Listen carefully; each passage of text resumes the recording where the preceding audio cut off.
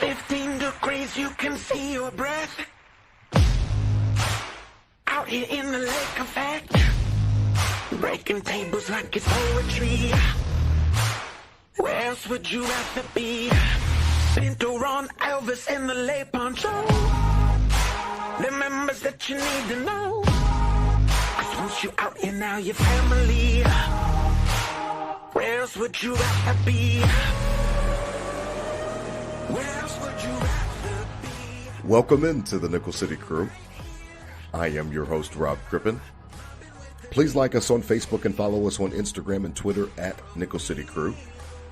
This episode, along with all of our episodes, are presented by Crippen Legacy Entertainment here on Spreaker and StreamYard. We're so glad that you're joining us for some of your Buffalo Bills and NFL content again today. And as always, these are my Bills thoughts said out loud. It's a vibe so ridiculous.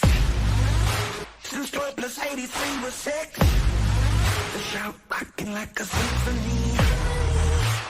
Where else would you rather be? All right, let's get straight to it. Really excited for today's episode.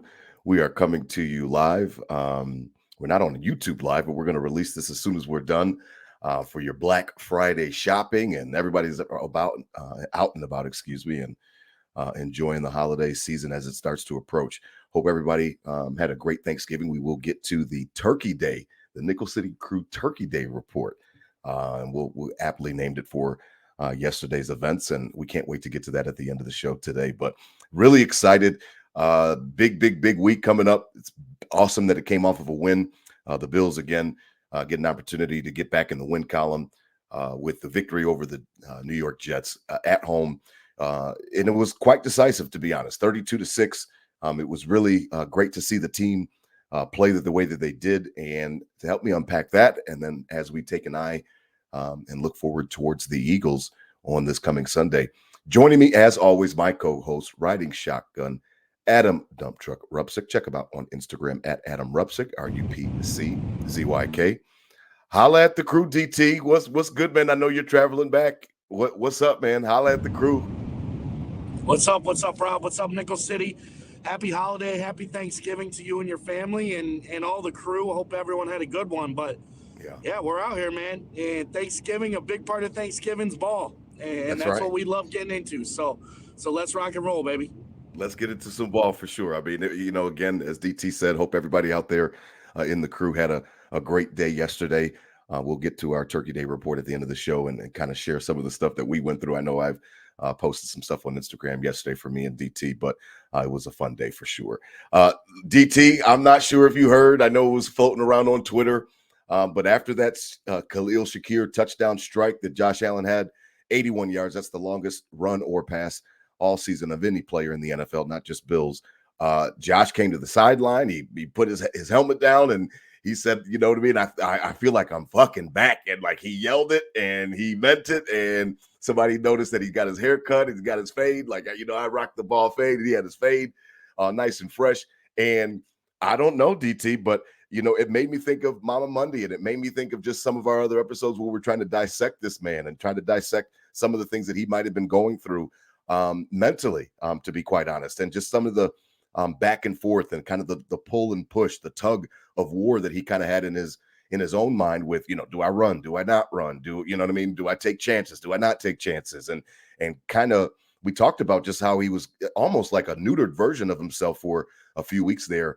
And I mean, just that sign of him, that emotion on the sideline, DT, it kind of made me feel, that's why I named the episode the way that I did, because it just kind of made me feel like maybe he is back. Like maybe he does have his swagger back. You know what I mean? And maybe this is a situation where this was the perfect tune-up as we get approaching for the end of the year and these tough games coming up, DT, because we're going to need 17 to be on his shit. We're going to need 17 to be feeling really good about himself and feeling really good about the offense and the direction of the offense. And obviously this was Joe Brady's first opportunity to call plays, and we'll get to that in a moment. But DT, starting with 17, your boy, the $256 million man. I mean, he yelled it out, and he really seemed like he believed it. Like he feels like he's back. Well, let's be cautiously optimistic going in, and man, I sure hope he is. But you said it. Two things. One, he finally got a freaking haircut. That was starting to really get on my nerves, Rob. And Nickel City Crew. The way they were kind of struggling, and then it just kept panning over to him, all blank faced, and that hair curling up under the hat, looking all greasy, looking like he smelled out there. So, we needed 1-7, I think, to tighten up, kind of get a new look, new vibe going about him, and because that's kind of how he's always had it. He gets to go a little in the off season, then gets it tight for the season. And I don't know if Haley Steinfeld had something to do with it this year, but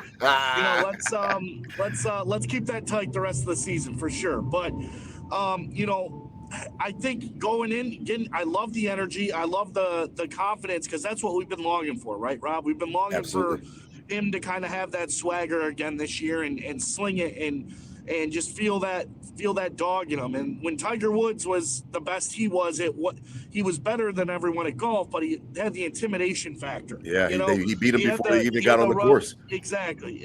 And same with Michael Jordan and Kobe and all those guys. And Josh, has to have that confidence to be as good as he needs to be. So, a good defense. They kind of picked it apart. He was very efficient, but a lot of good games coming up, a lot of tough games coming up with some tough defenses. And like I said, going against the Bills, the defenses are their toughest week of the week. Even though it's been a tough year, going up against 1-7 is a hard study. So I like the swagger, I like the confidence. I sure hope he's back, Rob, but we'll see. Yeah, no, I hope that he's back as well. It was just funny just watching that interaction from NFL Films, and I love that they got that behind the scenes footage, because he was serious and he was he was yelling it, and he was out there, and he was just kind of in his little bag and in his zone, as the kids would say. And it's a situation where I want him to have that confidence. One of the most critical things about playing professional sports is confidence. I mean, it really is. When you get to that level, everybody is good. Everybody's got talent. Everybody studies for the most part, and it's what separates a lot of those guys for. A vast majority of the greats is their confidence level. I mean, you talked about it, Kobe.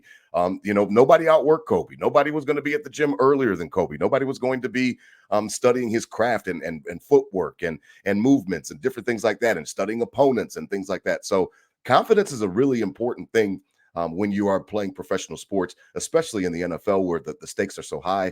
The money is there. We talk about it all the time. He's a $256 million man.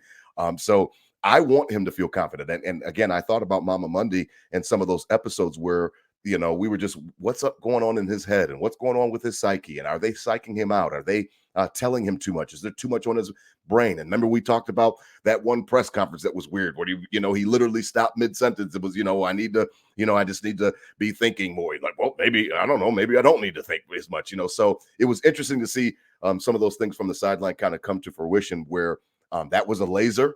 It was a really tough pass, tight coverage from Sauce Gardner, and it was a thing of beauty because, I mean, that thing was on a rope. He got it to him with very, very little opening, and obviously Shakir did the rest with the help of Dalton Kincaid down the field helping blocking. But that was a really, really nice play, DT, and it was something where maybe that is something that can catapult him, because 32 points on the Jets D that hadn't been done this year, DT. I mean, we put up points on a good defense. That was no slouch. That was no Washington Commanders or anything like that. That was a legit D, top 5 in the league. They've been that all year long.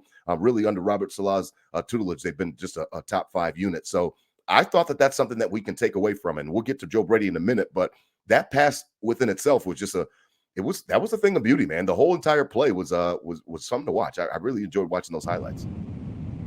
Calculated confidence, Rob. We talk like we want Josh to be back. We want him to be confident, but it's got to be calculated confidence. Now he knows he can make that throw again. That's right.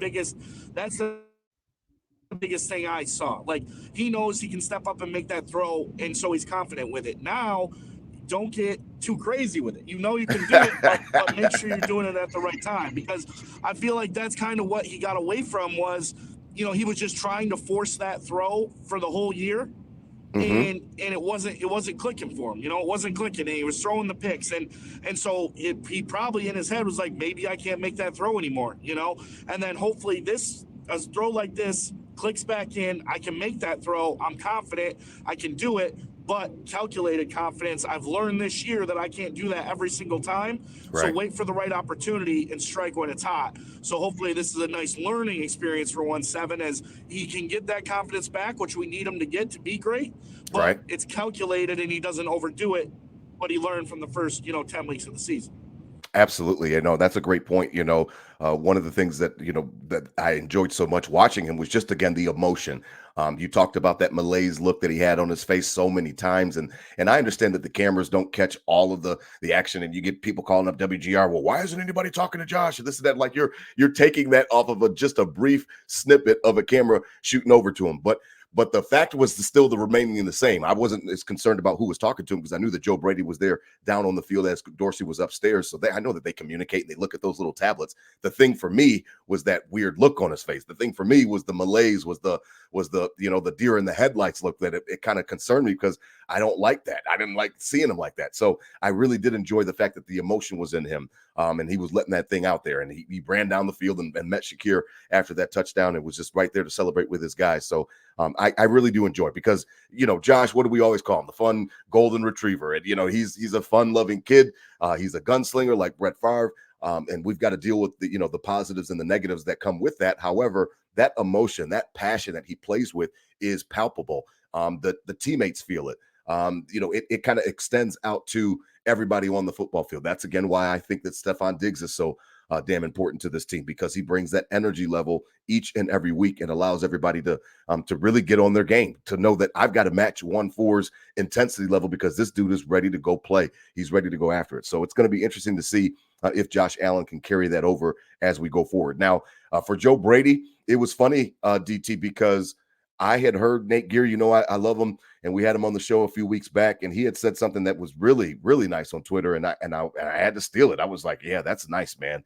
He pointed out that, it's the same art, it's the same paint, it's the same brushes, paint brushes, it's the same canvas that you're trying to paint on, the actual football field. However, a completely different artist. And I think that is the key, because Joe Brady is not calling different plays than Ken Dorsey did or anything like that, but he might be using different types of formations and different types of motions. I heard about motion was being used to great length last week, and I guess there was more motion used last week than at any point in time throughout the season under Dorsey. So that was something that was very interesting to watch, and I'm really wondering if this is something that can be sustainable, if this is something that can be something that we can add back into our team as we go forward, because DT, it's going to be really important for Joe Brady to get in his groove, to understand what he wants, what he likes, what he doesn't. But the things that stuck out to me the most, were the motions, and the fact that we use more motion than at any point in time under Dorsey. And then the other thing, like I said, with the way that Nate Geary described it, it really struck a chord with me, because they are the same plays, and they are the same paint, and it is the same paint, and it is the same paint brushes. It is, and they're painting on the same canvas, but it is a completely different artist.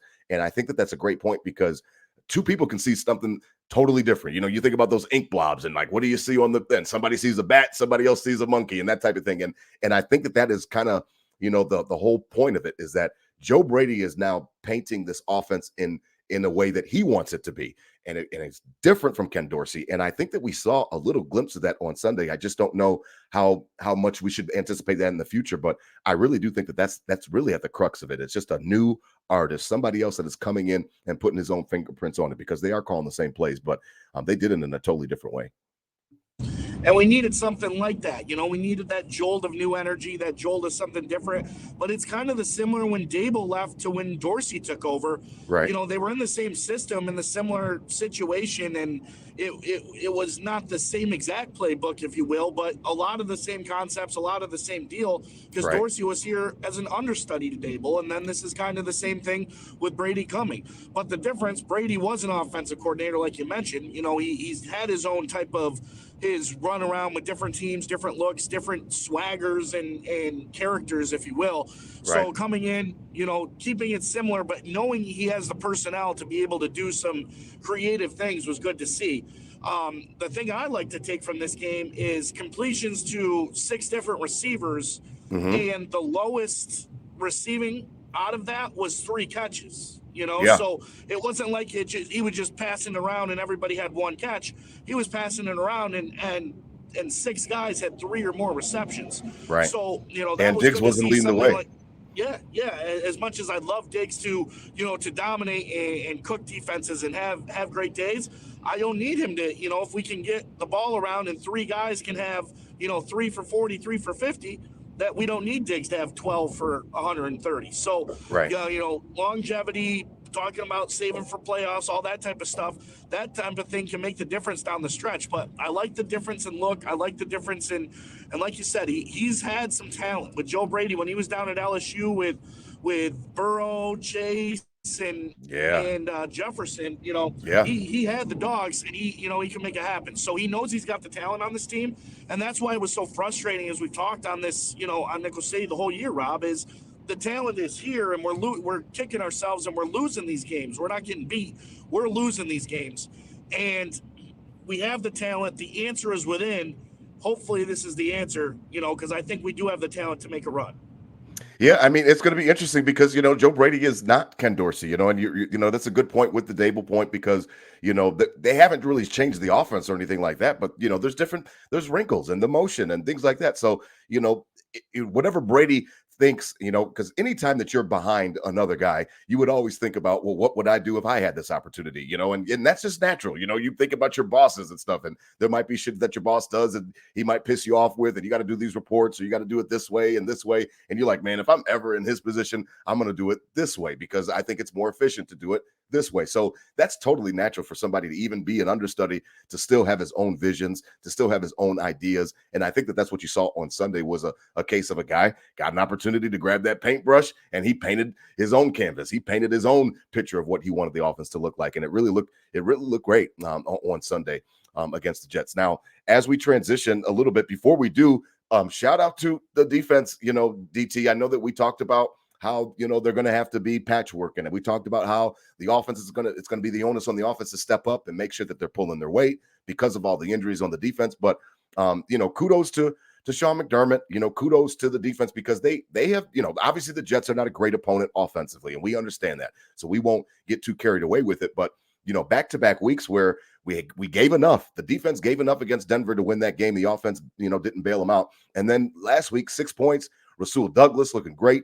That feather in the cap to Brandon Beane with that trade deadline pickup, 2 picks. I don't know how he got robbed of the AFC Defensive Player of the week. I guess that they gave it to Ramsey, and maybe because Ramsey's picks were a little bit more timely and the game was closer. That's the only reason I could think of, because he had 2 picks, a fumble recovery, a couple tackles.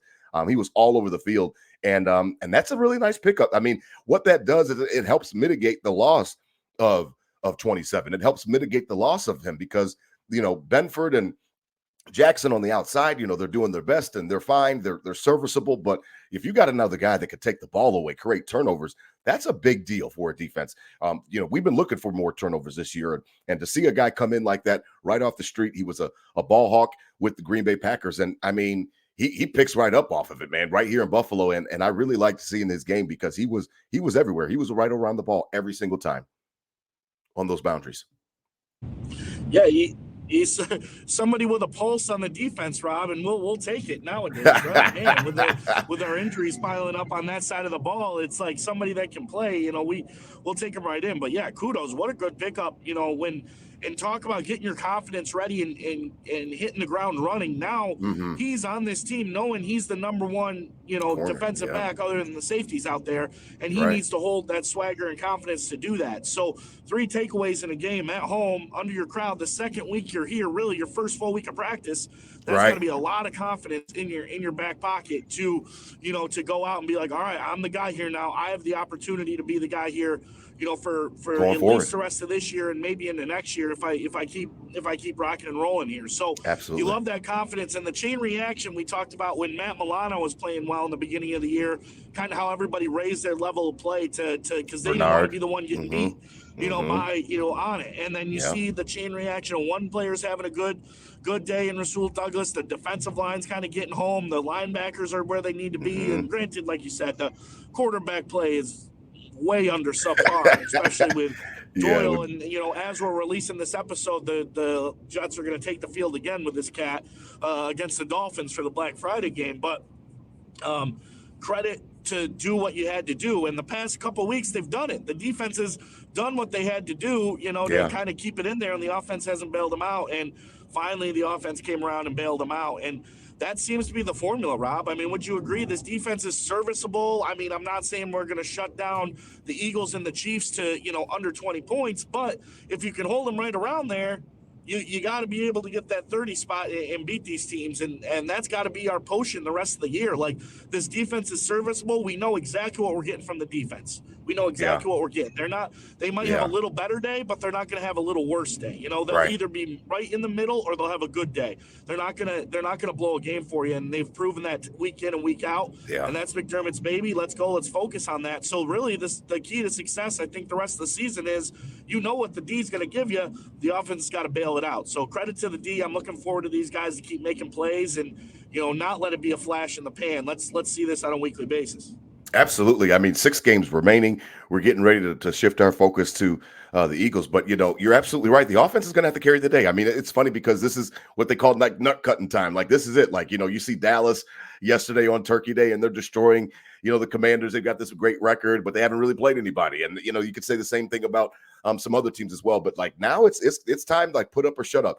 As the schedules are starting to wind down, and 6 games remaining for most teams now coming up on the Sunday.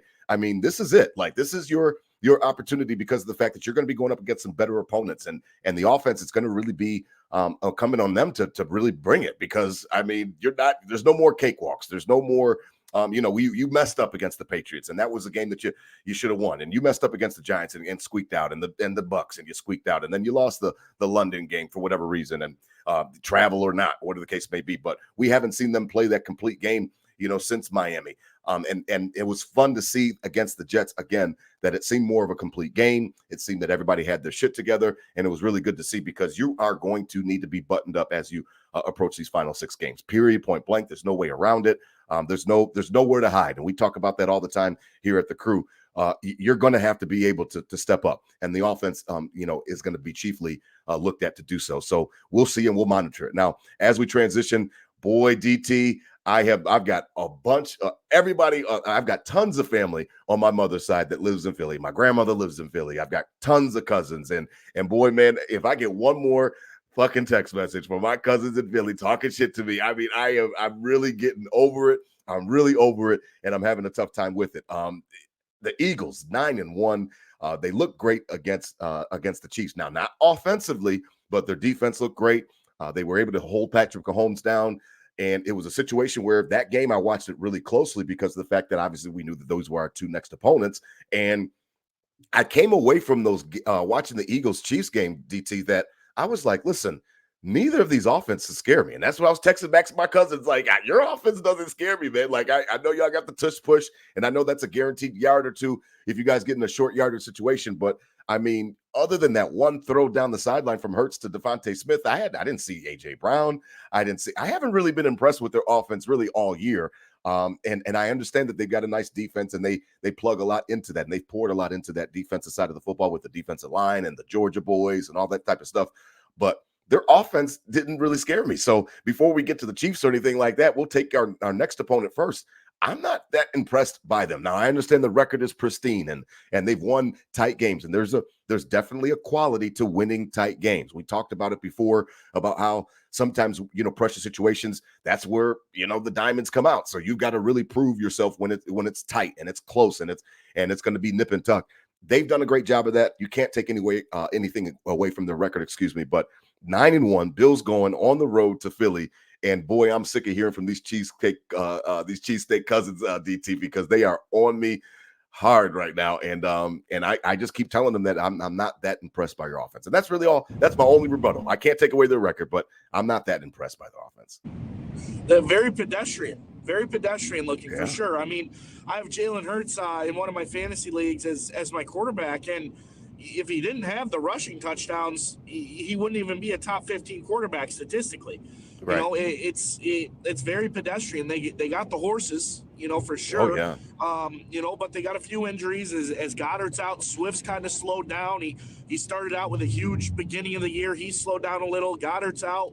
A.J. Brown, is leading the league up there with Tyreek Hill. But against the Chiefs, they kind of put press man on him. And, he didn't do much. And then you obviously have Devontae Smith is a great two. So the horses are there. Their offense could be solid. The line's always good and always strong, but they've been pretty pedestrian. And this they win a is lot of tight games, DT. They win a lot of tight games. Exactly. And so what does that tell me, Rob, as an optimistic Nickel City crew member here? It's time for a trap game, right? It's time for a trap game. It's teeing up. You win the tight games. Eventually one's got to lose, and why not lose one out of the conference? The Lions just lost yesterday for you, so you're still going to have the 1 seed in hand if you lose Sunday. So, this has got trap game, letdown game written all over it. Tell your cheesesteaks cousins, letdown. Oh, that's funny. Yeah, I mean, I'm looking at the Eagles schedule right now, and I mean, I see a 4-point win, a 5-point win, a 7-point win.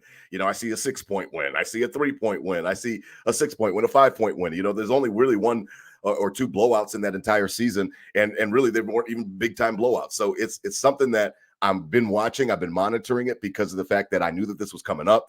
I told you about my good friend AO. Shout out to him from Williamsville South. He's a big time Eagles fan down there in Florida. And, he hasn't been talking too much shit to me, but he said the same thing, that he's excited for the game, but his offense, he doesn't know what's wrong with it right now. The tush push is fun. It's fun to talk about. It's fun to talk about, if they're going to change the rule and is it illegal and you got to stop it. And, they can't stop it and then they run it well. And I understand that if you get into a 3rd and 2 or a 4th and 2 situation or shorter, that's almost guaranteed, especially if you're down there on the goal line. So I understand that that's a weapon that they use, but you got to have more than just a nice little rugby play to beat a football team. So again, they have been doing that. They have been beating teams. I'm not taking anything away from 9-1. It's 9-1. That's and obviously they're the best record in the league for a reason. But I'm not scared of this matchup, if that makes any sense. I like the fact that it's on the road. Number one, because of the fact that I know it's a hostile environment, things like that. But sometimes when you're on the road, you get a chance to kind of get with your guys, so to speak. So that playing sports and stuff like that. It was, you go on the road to play your rival. That bus ride is intense. You're ready to go all day in school. You were ready to go. And obviously that's on our little high school or college level. But as you go up the ranks, it's the same thing. You're going to be in the same hotel. You're going out to dinner the night before. It's just you and your fellas. No distractions or anything like that. So I like the fact that this game is on the road. Huge game. Prime time in respects to the fact that it's that 4:00 window with Nance and Romo. And I just like it. There's something about the game that I like. And now we might get blown out and I'll look like an idiot in that respect, but I'm not calling for a win, DT, but I'm definitely calling for a good game because the offense for the Eagles doesn't scare me and then you juxtapose that with what Brady did on last Sunday. Again, that was a different opponent, but their defense was great. The Jets defense is legit. We know that. And, he painted his own picture and it was definitely different than Dorsey. I saw some different wrinkles. I like his run game approach. It's just be interesting to see. I'm not scared. If that's the best way to describe it. I'm ready for Sunday. I'm not scared for Sunday. Yeah, I'm neither. And because a couple of reasons. One, they've looked pedestrian in a lot of close games, and I think the Bills are capable. And two, it's like it's put up or shut up. Like we have to win, basically, right? So I can't be scared. I have to be confident, in the Mafia and in the crew. Like I got to be confident here, Rob, right? Yeah. So so I'm not scared because I have to be confident, and they look pretty pedestrian. Jalen Hurts, his knee's been bothering him. He's not going to be running around like he's used to, and so I'm ready to go. There's some guys on our team too that need to start showing up. With Gabe Davis, who hasn't had a catch in 2 games. Stephon Diggs was quiet last week. Some of our, some primetime players, if you will, step up to the next level. And, it's kind of a coming out party. Last week was Josh Allen. Now let's this week be a few more guys. And no, I'm not scared. I'm pumped up, man. 425, Jim Nance, Romo. They're wearing their Kelly Green uniforms. Yeah. So I think that's we're in more icy like, white. The Bills in all icy white. We're 9-1. The Bills kind of suck this year. We're in this nice all green uniform. And then boom, Josh Allen's back and the boys come and slap you in the mouth. So let's ride, baby. Yeah, let's ride. I mean, that's the whole point with the ending of this schedule. As we transition, it's just there's nowhere to hide. So that this is it. If we're going to be a playoff team, you're about to find out. If we're not, you're about to find out that as well. With these last 6 games, because there's nowhere to hide. The Bills again will travel to Philly. They will take their bye week after that. And then again, we come right back on the road, go to KC, home against the Cowboys, which will be lit, and be a charged atmosphere because of the fact that we hate the Cowboys and the Super Bowls and all that type of stuff. Nobody likes the Cowgirls in Western New York and in Bills Mafia. So we know that. Then you've got the Chargers, another primetime game, our final primetime game of the season, possibly. I think that game's exclusively on Peacock against Justin Herbert in LA at SoFi Stadium, the stadium that I like so much to see on TV. And then you finish up with your last home game against the Patriots and then on the road with the Dolphins. So we will find out everything about this team with all the ups and downs, with all of the roller coasters that we've gone through with our Buffalo Bills this season. We'll find everything out about this team as we close out the season. Now, as we begin to wrap up on this Black Friday, I know everybody will be out there shopping, so hopefully you guys put us on and get a chance to listen to us in the car or on your iPads, on your AirPods, as you're traveling around in those malls and stuff like that. Just stay safe out there. No, don't hit any fender benders or anything like that. We all know how to buy stuff, and everybody can act civil. So you guys enjoy yourselves out there. Definitely, please be safe out there. The Nickel City Crew Tailgate Report, which we are aptly changing to the Nickel City Crew Turkey Day Report this week, is presented by 26 Shirts here on the Buffalo Fan Base Podcast Network. Again, that is the Bills Mafia Podcast Network. Head on over to 26shirts.com for all of your latest Buffalo-themed T-shirts. They've got great concepts. Each and every purchase, again, it always supports a great cause. Portions of the proceeds go to families in need, and they've got different unique situations so they could really use the help. And again, the T-shirts are really dope. DT, the Turkey Day Report. We were battling a little bit. We had a little bit of a battle of the turkeys. I was trying to post some stuff out. You know how bad I am at social media. My girlfriend is out of town, and she helps me out a lot with the social media, and I need her to really just take over the page altogether because I was having a trouble loading up some shit like I wanted to. But you sent me some videos. I was able to get those out. We kind of did a battle of the turkeys, man. DT, you got to take us through your day. Mine was really cool, to be honest, man. We got together. I had all three kings.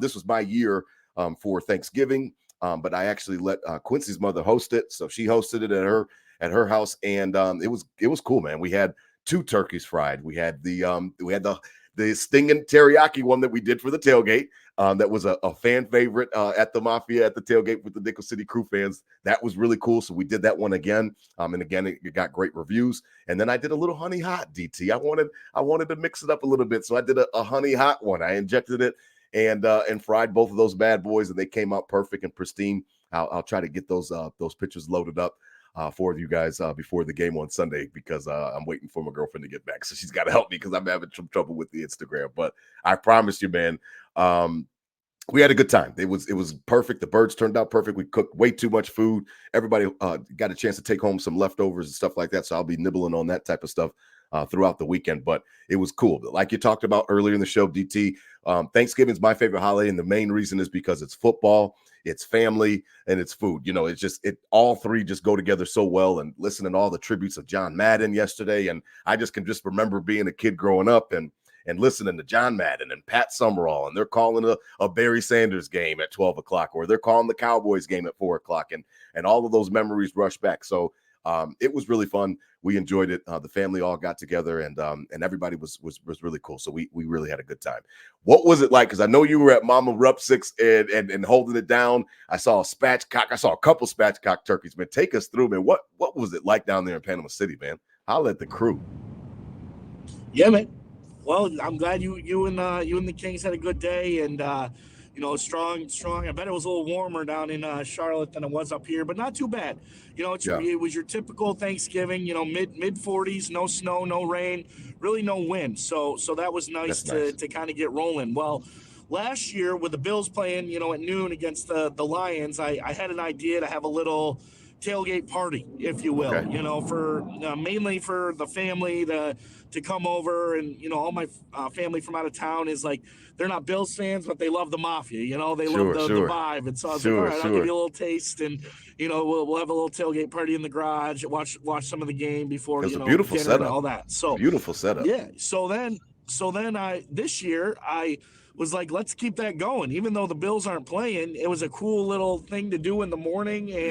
And it's just nowadays it just jams up when I get home. You want to see everyone, you want to see your friends, you want to do all that, and there's just not a lot of time. So right.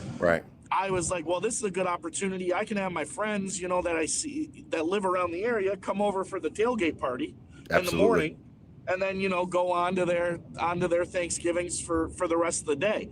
Sure. But we were blessed this year because my dad, Brian Rupsick, shout out, got a Traeger this year. Oh, So he has yeah. I become need one. Yes. obsessed with smoking meat. It's become a Oh, yeah. lifestyle now. I know that's So right. he was like, yeah. So he was like, yo, like you having that tailgate party again? I was like, I'm thinking about it. He's like, have it again.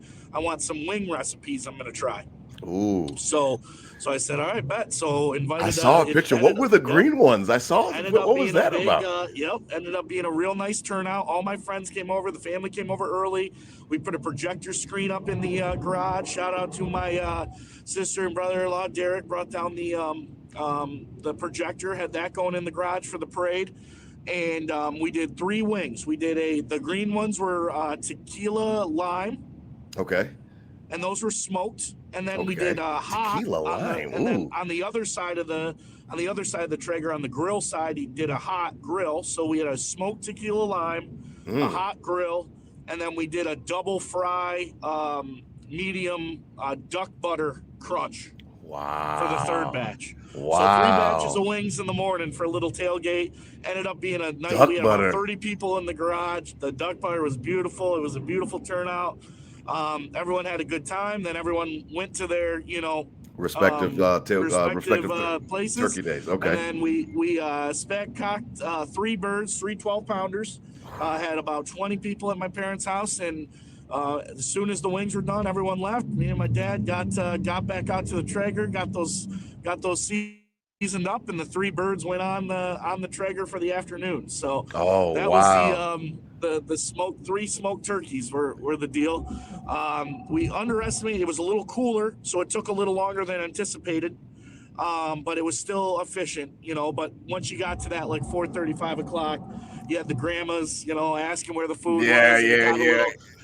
I felt bad because my dad, it was a lot he was doing, and he was really pumped and you know, was being serious about it. And then at the end, he kind of had to put the gas on and get those things cut quick to get them served. But yeah, absolutely. But yeah, man, it was those. I've never had a smoked turkey like that, and the skin's a little different there, but the meat itself is juicy and pure, and you taste it all, man. And it was awesome. Great day overall. The tailgate party was a huge success. The wings are great, and then these turkeys were top notch. So that's what's up. Man, it was a great day. It was a great day. Everyone was shot afterwards. I definitely was feeling it, and was supposed to stay through the day, but ended up bouncing back to Buffalo. Going to catch. We got Sabres tonight. Right. Sabres Penguins. At the HSBC here, so we'll be in that. But good Thanksgiving overall, man. And I think smoking's the way to go. Smoking or frying. I'm done with the oven, Rob. I mean, I agree. I mean, I fell in love with frying turkeys. You know that I've been doing that at the tailgates for years now. That's a tradition that I got into frying turkeys maybe almost 5, 6, 7 years ago, and I've been just hooked on it because it just locks in that flavor. But I love smokers. I want a big boy smoker like your dad. Like, shout out to your dad. I want a big boy smoker. I'm ready to step my game up. I want to try some brisket. I want to try all of those different types of things. It's a lifestyle. It turns into a lifestyle. I bet. I know, like, you told me that your dad takes it seriously. And I just love that because, I love meat. Like, I love meats. I love cooking meats and different things like that. And I'm pretty good at it, but I haven't mastered all of the smoking techniques yet. Not all of it. Now I could do it on a little small grill, but I would love to have, a bigger smoker, and kind of get things going, in that respect. So that's what's up, man. Shout out to my girlfriend Jody, because she's definitely got to help me get my stuff up there on the gram. So I would definitely work on that by game time Sunday, because it was just an epic fail yesterday. I got your stuff up, and then my stuff, one of my posts came up, it was all black, and I'm like, I didn't even do anything. I don't know how this happened, but yeah, we had all the turkeys going, frying them up, and they really turned out great. So I want to share that with the crew for sure. But listen, DT, this has been fun. This little Black Friday episode, we're right before kickoff again. The New York Jets are hosting the Miami Dolphins. Bills Mafia root for the Jets to pull off some type of miracle. I don't know how it's going to happen with Tim Boyle as your starting quarterback for the New York Jets, but they'll be in their all black for Black Friday. So we'll be hoping for a Thanksgiving Day miracle for sure. Other than that, the Bills and the Eagles will get it going again. 4:25 on Sunday. Prime time. So that's perfect. Get a chance to watch some of the 1:00 games, wake up a little bit later. You don't have to worry about rushing or anything like that to do your tailgates or anything like that. Get with your family and friends, but please enjoy the weekend. Everybody out there, stay safe out there with the traffic and all the hoopla of Black Friday and all the shopping centers and the malls, parking lots. Just stay safe out there. You'll get your stuff. Everybody's gonna get their stuff. As always, these were my Bills thoughts said out loud. Please spread love, not hate. Hit them with the Go Bills, DT. I don't know if I lost you. DT might be still here, man. DT, hit them with the Go Bills. Okay, I'm gonna hit them with the Go Bills for you. Go Bills. What DT would say is 7-5.